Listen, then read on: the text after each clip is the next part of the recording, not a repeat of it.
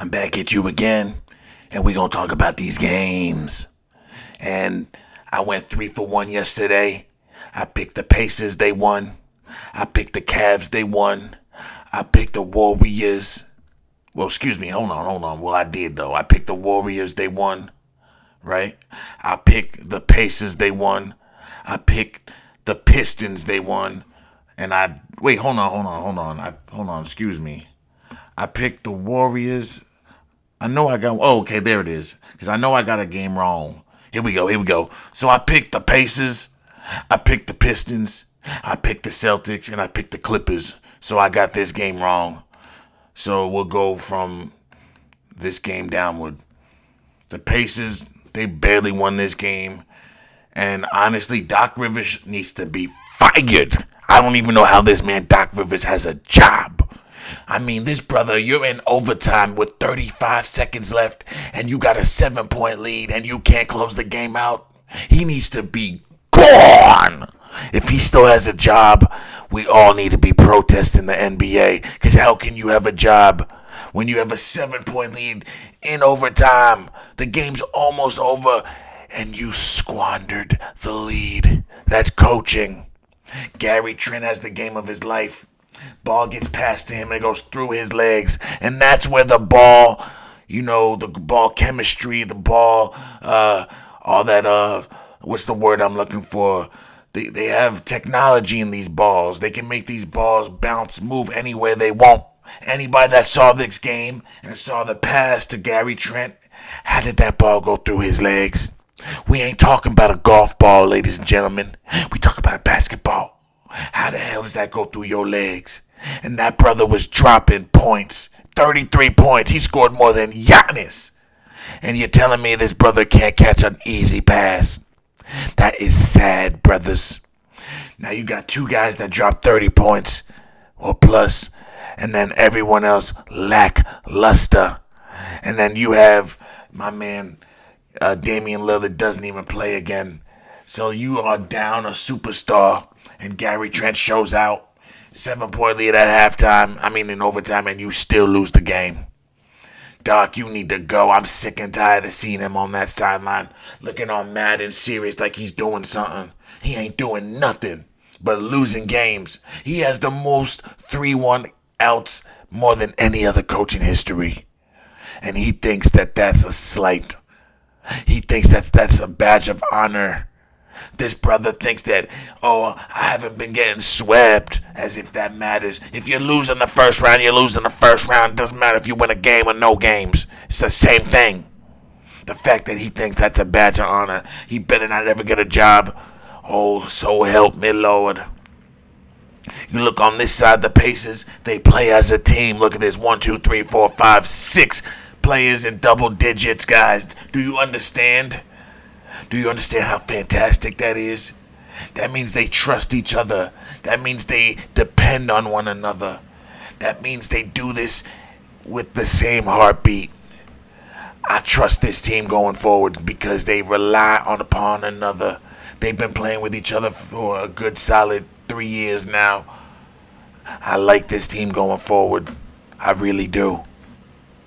And that's why they got the job done, because they play like a team. Now they waiting and seeing who their next opponent is.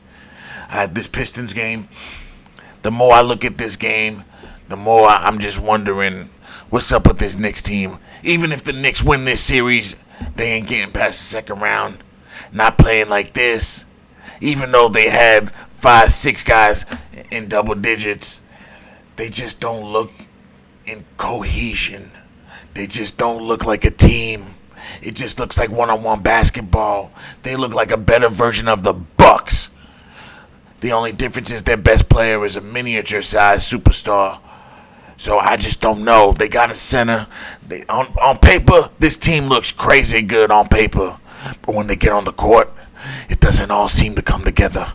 It really doesn't. I'm confused by the way they play. I'm confused by the way they move. And I'm confused by the way they run their offense. I don't know about this team. They might get by. The Pistons may come back on them, but even if they don't, the Knicks ain't going much farther than the second round, guys. I think their team was better last year, and it's really showing, guys. Cade Cunningham is just doing his thing. There ain't no answer for that, brother. Arthur Thompson, if he drops another 20 ball and Cade Cunningham plays well again, they are not beating the Pistons. If Arthur Thompson has woken up and figured this team out, the Knicks are in trouble, guys. Pay attention to Arthur Thompson. If he has another great game, the Knicks are in a world of trouble. Mark my words. Now with this Magic's game, this was just a domination, guys. Not much to talk about here. It's the same two players, Wagner and Boncaro, and then no one else. I'm saying the same thing every single time they play. Those two players always show up, and then no one else shows up. It's very hard. They need to get another player or two in Orlando to be able to compete. Because as you see from that score, they are at least 1 to 2 stars away from being even close to knocking on anyone's door. The Celtics, 35 from Tate and 23 from Jalen. That's vintage Celtics for you. And then you got your bench kicking in 30 points right there. Like, you can't beat that. Your bench gives you 30 points, and your two superstars combined for 50. You can't beat that. That's not including anybody else when they start lineup. So you just can't beat that, ladies and gentlemen. If the Celtics play like that, they're going to be hard to beat. In the East, I don't know about the West, though. Alright, now we got the Clippers, Nuggets. I was wrong about this game. I thought that James Harden was going to go off and give us a James Harden special. I was wrong. I'll eat that. But I still picked 3 games right out of the 4. So I'm going to still hang my hat on that one. I was wrong about this. Kawhi didn't have the best game, and James Harden had an 11-point game. They can't win like that. The only way that the Nuggets will lose to this team is if Kawhi drops over 30, and if Harden drops over 30, and Zubac plays the way he's been playing. That's the only way the Nuggets will lose. Any other way, there is no other route to winning for the Clippers. They have to win in that fashion. So that's it. All you got to do is look at the box score. If Harden don't drop 30 and Kawhi don't drop 30, it's over. Because that's how their team is built around. So if those brothers don't get it together, it's over. Now you got Jamal Murray dropping 43. Who the hell was guarding him, or who wasn't guarding him, I guess is the question. So you know what you got to do now. If this is really what happened, this is bad coaching on Ty Lue. Ty Lue, you got to put Kawhi Leonard on Jamal Murray. You can't let this brother drop 43. I know it's going to be hard for him to run around the court chasing him around, but you got to do it. You got to try. For you to let this brother drop 43 on you, that is a coaching travesty. And then Westbrook dropped another 23 on you. And then Aaron Gordon dropped 23. Nikolai only drops 13 but has a triple-double.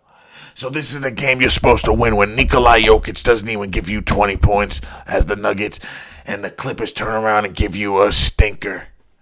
Well, they not as a whole, just James Harden. If James Harden gives you the 30 points that he's supposed to be giving you, that's an extra, 19 points? If he gives you at least another 15 points, you win the game. That's my point.